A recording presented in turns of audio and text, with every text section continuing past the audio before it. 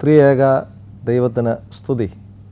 ഇന്നത്തെ നമ്മുടെ ചിന്തയ്ക്കായിട്ട് എടുത്തിരിക്കുന്ന വേദഭാഗം വിശുദ്ധ മർക്കോസ് എഴുതിയ സുവിശേഷം 1-ാം അധ്യായം 40 മുതൽ 45 വരെയുള്ള വാക്യങ്ങളാണ്. യേശു കർത്താവിൻ്റെ പരസ്യ ശുശ്രൂഷയിൽ അനേക സൗഖ്യമാക്കൽ ശുശ്രൂഷ നമുക്ക് കാണുവാനായിട്ട് സാധിക്കും. കുഷ്ഠരോഗിയായ ഒരു മനുഷ്യൻ യേശു കർത്താവിൻ്റെ അടുക്കൽ വരികയും യേശു കർത്താവിൻ്റെ മനസ്സലിവോടെ അവൻ സൗഖ്യപ്പെടുകയും ചെയ്യുന്നതാണ് നമ്മളിന്ന് വായിച്ചു കേട്ട വേദഭാഗം. ഈ കുഷ്ഠരോഗി സമൂഹത്തിൽ നിന്നും വളരെ ദൂരെ സഞ്ചരിക്കേണ്ടവനാണ്. ലേവ്യ പുസ്തകം 13-14 അധ്യായങ്ങളിൽ ഒരു കുഷ്ഠരോഗി സമൂഹത്തോട് എങ്ങനെ വർത്തിക്കണമെന്നും സമൂഹം ഒരു കുഷ്ഠരോഗിയോട് എങ്ങനെ വർത്തിക്കണമെന്നും വളരെ സ്പഷ്ടമായിട്ട് നമുക്ക് വായിച്ച് എടുക്കുവാനായിട്ട് സാധിക്കും. സമൂഹത്തിൽ നിന്നും അകലം പാലിക്കേണ്ടവനാണ് കുഷ്ഠരോഗി. അങ്ങനെയുള്ള ഒരു വ്യക്തി യേശു കർത്താവിൻ്റെ അടുക്കലേക്ക് ചെല്ലുന്നു.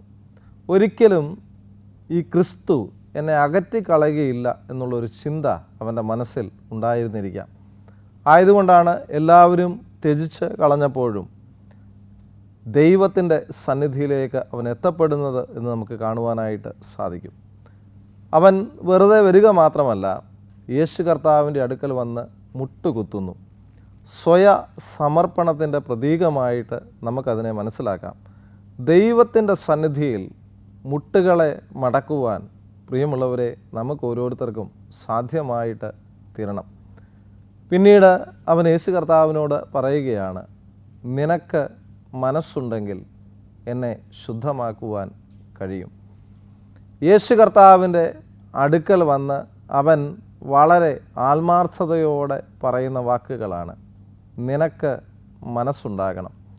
ഇവിടെ ഈ വേദഭാഗത്ത് നമ്മൾ വായിക്കുകയും മനസ്സിലാക്കുകയും ചെയ്യുമ്പോൾ 2 തരത്തിലാണ് ആ മനുഷ്യൻ പറയുന്നത്. ഞാൻ അശുദ്ധനായ മനുഷ്യനാണ്, നിനക്ക് മനസ്സുണ്ടെങ്കിൽ എന്നെ ശുദ്ധമാക്കുവാനായിട്ട് കഴിയും. ദൈവത്തിൻ്റെ സന്നിധിയിൽ എപ്പോഴും അശുദ്ധിയുള്ളവരാണ് നാം എന്നുള്ളൊരു ചിന്ത നമ്മുടെ മനസ്സിൽ ഉണ്ടാകണം. പലപ്പോഴും ദൈവത്തെക്കാട്ടിൽ വിശുദ്ധരായിട്ട് മേനി നടിക്കുന്നവരുടെ എണ്ണം വർദ്ധിച്ചു വരുന്ന ഒരു കാലഘട്ടത്തിൽ ദൈവ സന്നിധിയിൽ അശുദ്ധിയുള്ളവരാണ്, ദൈവം മാത്രമാണ് വിശുദ്ധൻ എന്നുള്ളൊരു ചിന്ത നമുക്ക് ഓരോരുത്തർക്കും ഉണ്ടാകണം.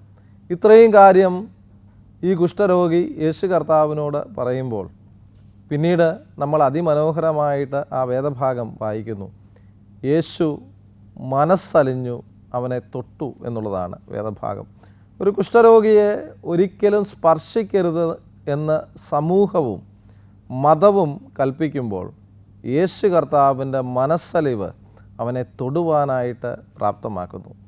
ഇന്നത്തെ നമ്മുടെ ഈ ലോകക്രമത്തിൽ യേശു കർത്താവിൻ്റെ മനസ്സുള്ളവരായി തീരുക എന്നുള്ളതാണ് ഏറെ അനുഗ്രഹീതമായ കാര്യം.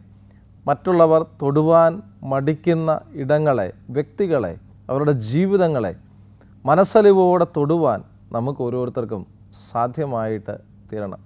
യേശു കർത്താവ് അവനെ സ്പർശിച്ച നാഴികയിൽ അവൻ്റെ ആ കുഷ്ഠരോഗത്തിൻ്റെ വടുക്കൾ മാറുകയും അവൻ പൂർണ്ണ സൗഖ്യമുള്ളവനായി തീരുകയും ചെയ്യുന്നു. മനസ്സലിവിൻ്റെ ശുശ്രൂഷയുണ്ടാകുന്നിടത്ത് അത്ഭുതങ്ങൾ ഉണ്ടാകും എന്ന് ഈ വേദഭാഗം നമ്മെ ഓർമ്മിപ്പിക്കുന്നു. യേശു കർത്താവിൻ്റെ ശുശ്രൂഷാ വേളകളിൽ ഈ മനസ്സലിവ് എപ്പോഴും നമുക്ക് കാണുവാനായിട്ട് സാധിക്കും. ഇന്ന് നമുക്കുണ്ടാകേണ്ടതും ക്രിസ്തുവിൻ്റെ ഈ മനസ്സലിവാണ്.